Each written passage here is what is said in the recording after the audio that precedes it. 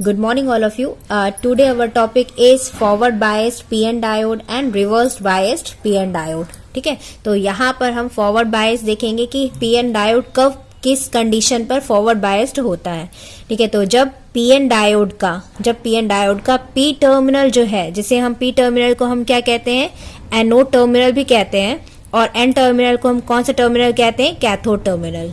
तो जब anode terminal यानी P टर्मिनल डायोड का किससे कनेक्टेड होता है, वोल्टेज सोर्स के पॉजिटिव टर्मिनल से, और N टर्मिनल जो है वो किससे कनेक्टेड होता है, नेगेटिव टर्मिनल से, तो डायोड हमारा क्या होता है, फॉरवर्ड बायस्ड, और इसमें फ्लो होने वाली करंट जो होती है वो हमेशा P से N साइड की ओर फ्लो होगी, जिसे हमने IF करंट से रिप्रेजेंट किया है। ठीक है, तो कभी भी डायोड को वोल्टेज सोर्स से डायरेक्टली नहीं कनेक्ट किया जाता है, यहाँ पे हमेशा सीरीज में एक रेजिस्टेंस R कनेक्ट ही करते हैं।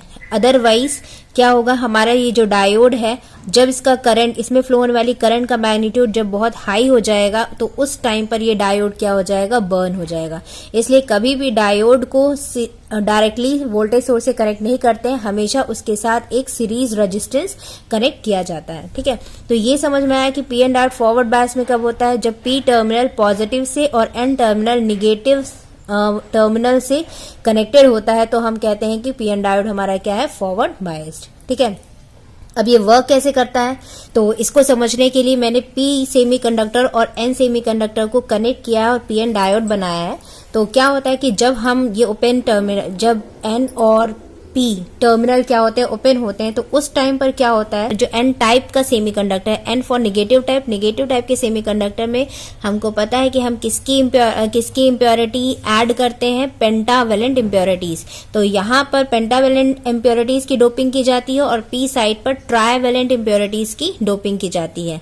ठीक है, तो यहाँ पे पेंटावेलेंट इम्प्योरिटीज है, और पेंटावेलेंट जो इम्प्योरिटी का हर एक एटम के पास क्या होता है, एक एक्स्ट्रा इलेक्ट्रॉन होता है। तो यहाँ पर मैंने पेंटावेलेंट इम्प्योरिटी के एटम्स जो है उनको रिप्रेजेंट किया है, और हर एक एटम के पास क्या है, एक एक्स्ट्रा इलेक्ट्रॉन है। ठीक है, तो एक्स्ट्रा इलेक्ट्रॉन है, इसलिए इसको इलेक्ट्रॉन को मैंने बाहर एक्स्ट्रा इलेक्ट्रॉन है, तो यहाँ पर ये किसके जैसे बिहेव करेंगे, पॉजिटिव आयंस जैसे। किसके जैसे बिहेव करेंगे, पॉजिटिव आयन, क्योंकि इनके पास एक एक्स्ट्रा इलेक्ट्रॉन है। तो इलेक्ट्रॉन जब है, तो अभी तो ये एटम है, लेकिन जब ये इलेक्ट्रॉन जो है वो मूव कर जाएगा, तो ये किसके जैसे बिहेव करेंगे, पॉजिटिव आयन जैसे।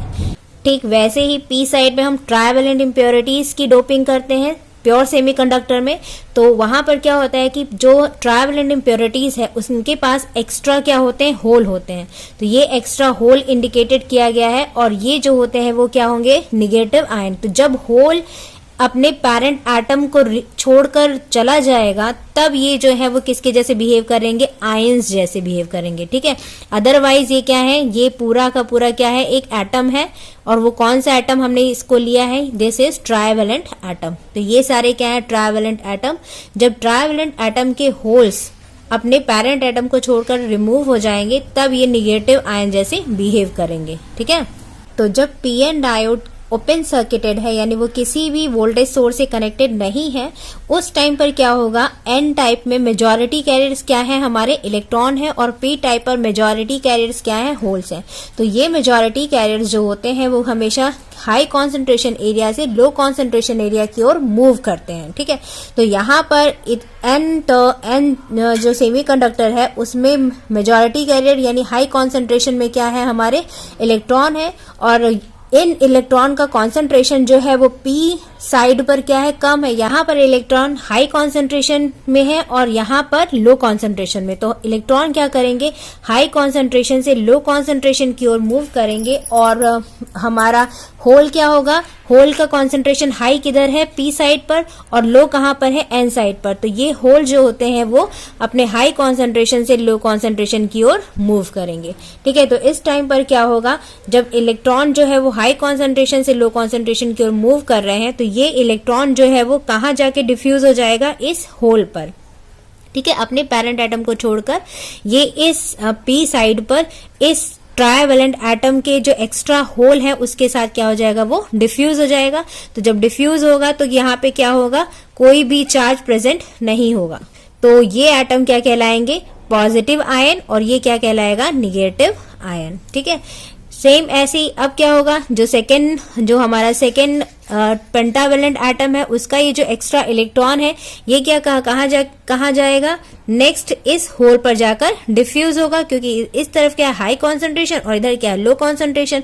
तो ऑब्वियसली ये इलेक्ट्रॉन जो है वो जब इलेक्ट्रॉन के पास नेगेटिव चार्ज होता है और होल के पास पॉजिटिव चार्ज, तो ये इलेक्ट्रॉन जो है वो इस होल पे जाके क्या हो जाएगा, डिफ्यूज हो जाएगा।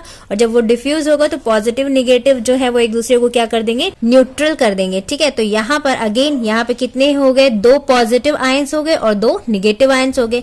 ठीक ऐसे ही यहाँ पे भी ये इलेक्ट्रॉन जो है वो इसके साथ डिफ्यूज हो जाएगा और ये वाला इलेक्ट्रॉन जो है वो नेक्स्ट होल के साथ क्या होगा, डिफ्यूज होगा, क्योंकि सारे के सारे जो इलेक्ट्रॉन है वो हाई कॉन्सेंट्रेशन एरिया से लो कॉन्सेंट्रेशन एरिया की ओर मूव हो रहे हैं। सेम ऐसे भी हम कह सकते हैं कि हाई कॉन्सेंट्रेशन होल जो है वो लो कॉन्सेंट्रेशन होल की ओर मूव कर रहे हैं। तो इलेक्ट्रॉन इधर जा रहा है या फिर हम ये कह सकते हैं कि होल इस तरफ जा रहा है। ठीक है, तो यहाँ पर भी क्या होगा, इलेक्ट्रॉन होल आपस में क्या हो जाएंगे, डिफ्यूज हो जाएंगे। ठीक है, यानी फिर यहाँ पर कोई भी चार्ज प्रेजेंट नहीं होगा। तो ये हो गए अगेन हमारे पॉजिटिव आयंस और ये हो गए निगेटिव आयंस। अब क्या होगा, नेक्स्ट ये इलेक्ट्रॉन जो है जब वो इस तरफ की ओर मूव करेगा तो उसके लिए क्या होंगे, ये जो निगेटिव आयंस है, क्योंकि इलेक्ट्रॉन के पास क्या होता है, निगेटिव चार्ज। तो जब ये निगेटिव चार्ज इस तरफ मूव करेगा तो ये जो निगेटिव आयंस है, पी साइड के जो निगेटिव आयंस है वो क्या करेंगे, इसका अपोज करेंगे, इसको नेक्स्ट होल तक मीट करने देंगे ही नहीं, क्योंकि यहाँ पर क्या क्रिएट हो रहा है, यहाँ पर एक बैरियर क्रिएट हो रहा है जो इस हाई कॉन्सेंट्रेटेड इलेक्ट्रॉन को लो कॉन्सेंट्रेटेड एरिया में जाने से क्या कर रहा है, रोक रहा है। ठीक है, तो इसी को हम क्या कहते हैं, इसी को हम क्या कहते हैं, डिप्लीशन रीजन कहते हैं। ठीक है, तो ये हमारा कहलाता है, क्या कहलाता है, डिप्लीशन रीजन कहलाता है। स्पेस चार्ज रीजन भी इसको हम कहते हैं। यहाँ पर क्या होते हैं, इमोबाइल आयंस होते हैं। तो पी साइड पर क्या होते हैं, पॉजिटिव आयंस होते हैं और एन साइड पर क्या होते हैं, निगेटिव आयंस होते हैं। ठीक है, और ये इमोबाइल होते हैं यानी मूव नहीं कर सकते हैं। ठीक है, जबकि हमारे जो चार्ज कैरियर्स होते हैं वो क्या होते हैं, मूव होते हैं। तो यहाँ पर ये तब के लिए है जब हमारा पीएन डायोड क्या है, ओपन सर्किटेड है, यानी कोई भी वोल्टेज सोर्स अप्लाई नहीं किया गया है। ठीक है, अब क्या होता है, जब हम इसको फॉरवर्ड बायस करते हैं, यानी P को पॉजिटिव टर्मिनल से और N को निगेटिव टर्मिनल से क्या करते हैं, कनेक्ट करते हैं। तो ये हो गया पॉजिटिव और ये हो गया निगेटिव, और सपोज हमने फॉरवर्ड वोल्टेज VF से इसको क्या किया है, कनेक्ट किया है। ठीक है, अब क्या होगा, ये जो निगेटिव टर्मिनल हमने किधर कनेक्ट किया है, एन साइड पर, तो यहाँ पर क्या है, निगेटिव और यहाँ पर क्या है, पॉजिटिव कनेक्टेड है। तो ये जो इलेक्ट्रॉन है, ये जो एन साइड पर एक्स्ट्रा इलेक्ट्रॉन है, यानी मेजॉरिटी कैरियर्स क्या है, यहाँ पर इलेक्ट्रॉन है। तो ये निगेटिव टर्मिनल जो है वो इन इलेक्ट्रॉन को क्या करेंगे, पुश करेंगे। तो जैसे ही पुश करेंगे तो ये इलेक्ट्रॉन जो है वो कहाँ पे मूव होंगे, इस तरफ। तो जैसे ही ये इलेक्ट्रॉन जो है वो इस तरफ मूव होंगे तो यहाँ पर क्या हो जाएगा, इलेक्ट्रॉन प्रेजेंट हो जाएंगे। और जब इलेक्ट्रॉन प्रेजेंट हो जाएंगे तो ये जो इमोबाइल पॉजिटिव आयंस है, अब ये इमोबाइल आयंस नहीं रहेंगे, क्योंकि हर एक पॉजिटिव एटम के, हर एक पॉजिटिव आयंस के पास क्या हो जाएगा, एक इलेक्ट्रॉन प्रेजेंट हो जाएगा, जैसे यहाँ पर प्रेजेंट था। तो अब आप देखिए, सेम ऐसे ही, सेम जैसे निगेटिव साइड में हुआ वैसे ही पॉजिटिव साइड में भी होगा। ये पॉजिटिव टर्मिनल जो है वो इन होल्स को क्या करेगा, रिपल करेगा, और इसके कारण क्या होंगे, ये होल जो है वो यहाँ पर पहुंचेंगे। नेक्स्ट यहाँ का जो होल होगा वो इस आयन के पास पहुंचेगा, यहाँ का जो होल है वो इस आयन के पास पहुंचेगा, और सेम ऐसे ये वाला जो है वो होल यहाँ पर क्रिएट होगा। तो इसके कारण फिर से ये जो इमोबाइल निगेटिव आयंस थे वो क्या हो जाएंगे, अब एटम में कन्वर्ट हो जाएंगे, जैसे यहाँ पर हमारे एटम्स हैं। तो यहाँ पर भी क्या हो जाएगा, होल्स जो है वो प्रेजेंट हो जाएंगे। तो अब देखा जाए तो डिप्लीशन विड्थ जो पहले कितनी थी, W यहाँ से लेके यहाँ तक थी, अब डिप्लीशन विड्थ कितनी रह गई है हमारी, मैं इसको क्लियर बना दे रही हूँ यहाँ पर। तो यहाँ पर देखिए कितनी रह गई है, सिर्फ W डैश। इमोबाइल आयन के कारण ही डिप्लीशन विड्थ बनती है, क्योंकि डिप्लीशन रीजन क्या होता है, वो रीजन होता है जिसमें इमोबाइल्स आयंस प्रेजेंट हो। तो अब यहाँ पर तो इमोबाइल आयन प्रेजेंट नहीं है, सिर्फ और सिर्फ इतने ही रीजन पर क्या इमोबाइल आयन प्रेजेंट है। तो जब भी हम डायोड को फॉरवर्ड बायस करते हैं तो पहला पॉइंट क्या होता है, उसकी डिप्लीशन विड्थ क्या होती है, वो रिड्यूस होती है। तो याद रखिएगा, डिप्लीशन विड्थ क्या होती है, रिड्यूस होती है, किसमें, जब हम डायोड को क्या करते हैं, फॉरवर्ड बायस करते हैं। ठीक है, अब हम जानते हैं एक और चीज कि जो डिप्लीशन रीजन होता है उसके अक्रॉस क्या होता है, वी वोल्टेज होता है, ठीक है, जिसे हम बैरियर वोल्टेज भी कहते हैं, और क्या होता है, इलेक्ट्रिक फील्ड भी अपीयर होती है। और ये वोल्टेज और इलेक्ट्रिक फील्ड किसके कारण होती है, इमोबाइल्स आयन के कारण। तो पहले जब हमने कोई भी यहाँ पर सप्लाई नहीं दी थी तब उसकी विड्थ कितनी थी, ये थी, और इन इमोबाइल्स आयंस के कारण इलेक्ट्रिक फील्ड डेवलप था as well as voltage V था। तो इसे हम ये जो बैरियर वोल्टेज है इसे हम कट इन वोल्टेज भी कहते हैं। और ये कट इन वोल्टेज जो होता है वो मिनिमम वोल्टेज होता है जितना वोल्टेज हम यहाँ पर अप्लाई करने पर फॉरवर्ड डायरेक्शन में करंट क्या होती है, फ्लो होने लग जाती है। यानी फॉरवर्ड वोल्टेज जो है वो हमेशा क्या होना चाहिए, greater than or equal to cut in voltage होना चाहिए। कट इन वोल्टेज को वी गामा से रिप्रेजेंट किया जाता है। तो याद रखिएगा फॉरवर्ड बायस के लिए फॉरवर्ड डायरेक्शन में जो यानी फॉरवर्ड वोल्टेज जो हम अप्लाई करेंगे डायोड के अक्रॉस, उसका मैग्नीट्यूड जो है वो हमेशा कट इन वोल्टेज से ज्यादा होना चाहिए। तो ही क्या होगी, हमारी करंट जो है वो IF क्या होगी, फ्लो होगी। ठीक है, ऐसा क्यों होता है, क्योंकि हम जानते हैं कि ये जो बैरियर पोटेंशियल है यानी ये जो इलेक्ट्रिक फील्ड है ये क्या कर रहा है, हमारे मेजॉरिटी कैरियर को, जो हमारे एन साइड में मेजॉरिटी कैरियर क्या है, इलेक्ट्रॉन है, उनको पी साइड में जाने से रोक रहा है, और पी साइड के मेजॉरिटी कैरियर को एन साइड में जाने से क्या कर रहा है, रोक रहा है। तो यहाँ पर ये क्या कर रहा है, एक तरह से ये क्या कर रहा है, बैरियर प्रोवाइड कर रहा है। और इस बैरियर के कारण ही हमारी करंट क्या हो रही है, वो फ्लो नहीं हो पा रही, क्योंकि करंट तभी फ्लो होगी जब कैरियर फ्लो के लिए एक क्लोज पाथ जो है वो प्रोवाइड होगा। तो देखिए ये इलेक्ट्रॉन जो है वो इस तरफ नहीं जा पा रहे, ये होल इस तरफ नहीं जा पा रहे, तो ये तभी जा पाएंगे जब यहाँ का जो बैरियर पोटेंशियल है यानी कट इन वोल्टेज है, इससे ज्यादा पोटेंशियल हम इसको क्या करें, प्रोवाइड करें। तो जब हम यहाँ पे फॉरवर्ड डायरेक्शन में इससे ज्यादा पोटेंशियल प्रोवाइड करते हैं तो ये जो मेजॉरिटी कैरियर्स है ये क्या करते हैं, इस बैरियर को ब्रेक करते हुए किस तरफ मूव कर जाते हैं, पी साइड की ओर। ठीक वैसे ही ये होल जो है, ये मेजॉरिटी कैरियर होल्स जो पी साइड पर है, ये क्या करते हैं, अपना इस बैरियर पोटेंशियल को ब्रेक करते हुए किस तरफ मूव कर जाते हैं, एन साइड की ओर। ठीक है, तो इलेक्ट्रॉन एन साइड से पी साइड की ओर मूव हो रहा है। तो इलेक्ट्रॉन मूवमेंट कैसा हो रहा है यहाँ पर, राइट से लेफ्ट साइड की ओर। इसलिए फ्लो होने वाली करंट जो होती है वो हमेशा इलेक्ट्रॉन फ्लो के अपोजिट होती है, इसलिए IN की डायरेक्शन क्या होगी, लेफ्ट से राइट साइड की ओर। ठीक वैसे यहाँ पर हम होल देखें तो होल कैसे मूव हो रहा है, लेफ्ट साइड से राइट साइड की ओर। ये होल कहाँ जा रहे हैं, लेफ्ट साइड से राइट साइड की ओर। तो होल ऐसे जा रहे हैं, तो जो होल की डायरेक्शन होती है वही होल के कारण फ्लो होने वाले करंट की डायरेक्शन होती है। तो ओवरऑल करंट की डायरेक्शन I क्या होगी, I जो होगी वो IN प्लस IP होगी, और वो क्या होगा हमारा, किस डायरेक्शन पे होगी, लेफ्ट साइड से राइट साइड की ओर। और लेफ्ट साइड से राइट साइड की ओर का मतलब होता है पी साइड से एन साइड की ओर।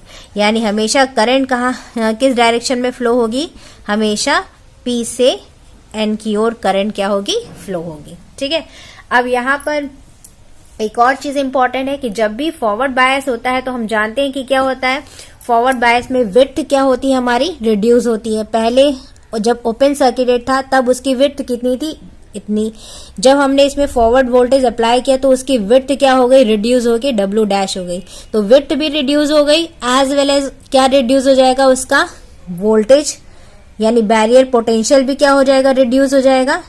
और दूसरा क्या होगा, उसके अक्रॉस जो इलेक्ट्रिक फील्ड था वो भी पहले इतना था, इतने सारे आयंस के कारण इलेक्ट्रिक फील्ड था, अब यहाँ पर कम आयंस के कारण इलेक्ट्रिक फील्ड डेवलप होगा। तो इलेक्ट्रिक फील्ड भी क्या होगा, यहाँ पर रिड्यूस हो जाएगा। ठीक है, तो ये कुछ पॉइंट्स है, इंपॉर्टेंट पॉइंट्स है जो आपको पता होने चाहिए कि जब फॉरवर्ड बायस में डायोड होता है तो क्या क्या होता है। यहाँ पर एक और इम्पॉर्टेंट पॉइंट है कि जो हमारी फॉरवर्ड करंट होती है उसके लिए मेजॉरिटी कैरियर का डिफ्यूजन रिस्पॉन्सिबल होता है। यानी एन साइड पर मेजॉरिटी कैरियर हमारे क्या होते हैं, इलेक्ट्रॉन्स होते हैं। तो ये इलेक्ट्रॉन जो है वो हाई कॉन्सेंट्रेशन एरिया से लो कॉन्सेंट्रेशन एरिया की ओर मूव करते हैं, यानी राइट से लेफ्ट साइड की ओर। ठीक वैसे ही पी साइड पर क्या होते हैं, मेजॉरिटी कैरियर्स क्या होते हैं, हमारे होल्स होते हैं। तो वो लेफ्ट साइड से राइट साइड की ओर यानी हाई कॉन्सेंट्रेशन एरिया से लो कॉन्सेंट्रेशन एरिया की ओर मूव करते हैं। तो लो कॉन्सेंट्रेशन एरिया किसके लिए, होल के लिए। यहाँ पे होल का हाई कॉन्सेंट्रेशन है, जबकि यहाँ पर होल जो है वो क्या है, लो कॉन्सेंट्रेशन में है। यहाँ पे इलेक्ट्रॉन हाई कॉन्सेंट्रेटेड एरिया में है और यहाँ का जो एरिया है, इस एरिया में इलेक्ट्रॉन का कॉन्सेंट्रेशन क्या है, लो है।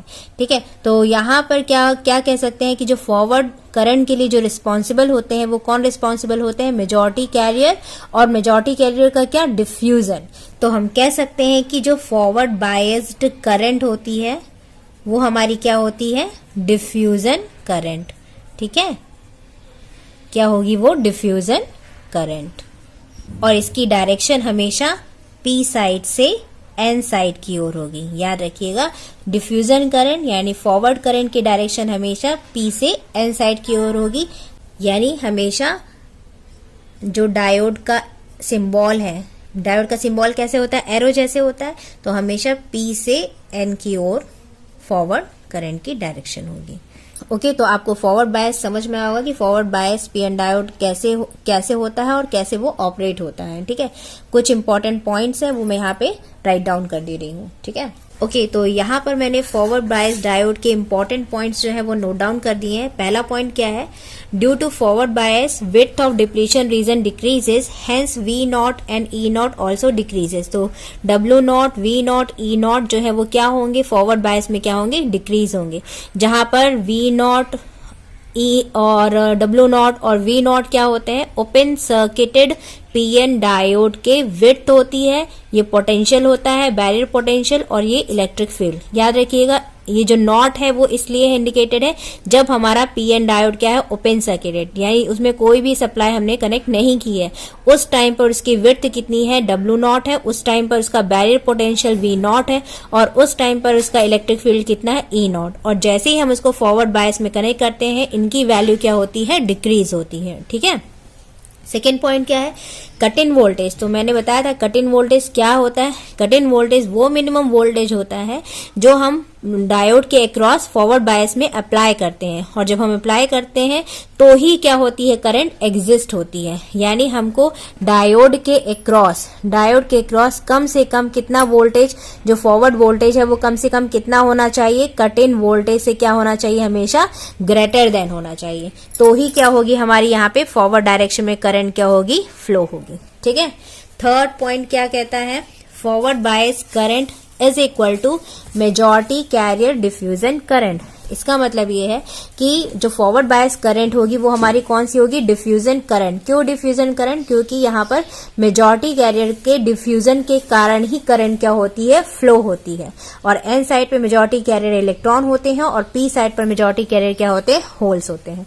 तो जब एन साइड के इलेक्ट्रॉन्स पी साइड की ओर मूव होते हैं और पी साइड के मेजॉरिटी कैरियर होल जो होते हैं वो किधर मूव होते हैं, एन साइड की ओर, तो क्या होती है, करंट डेवलप होती है। ठीक है, अब फोर्थ पॉइंट क्या कहता है, magnitude of forward bias current is in the order of milli ampere और एम्पियर। यानी जो फॉरवर्ड बायस जो करंट होगी उसका एम्पलीट्यूड कितना होगा, वो किस रेंज में होना चाहिए, मिली एम्पियर रेंज में होगा या फिर वो एम्पियर रेंज में होगा। ठीक है, और उसकी फिजिकल डायरेक्शन जो होती है, फिफ्थ पॉइंट क्या कहता है, करंट की फिजिकल डायरेक्शन जो होती है वो हमेशा पी से एन साइड की ओर होती है। ठीक है, यानी हमेशा जो डायोड का सिंबल होता है, एरो जैसा होता है डायोड का सिंबल, तो हमेशा एरो की डायरेक्शन में ही फॉरवर्ड करंट जो होती है वो क्या होती है, फ्लो होती है। ठीक है, तो ये इंपॉर्टेंट पॉइंट्स है जो फॉरवर्ड बायस से रिलेटेड है और वो आपको पता होने चाहिए। ठीक है, तो आई होप आपको फॉरवर्ड बायस समझ में आया होगा कि फॉरवर्ड बायस पीएन डायोड कैसे वर्क करता है और कब वो फॉरवर्ड बायस्ड होता है, और जब वो फॉरवर्ड बायस होता है तब क्या क्या चीजें अकर होती हैं। ठीक है।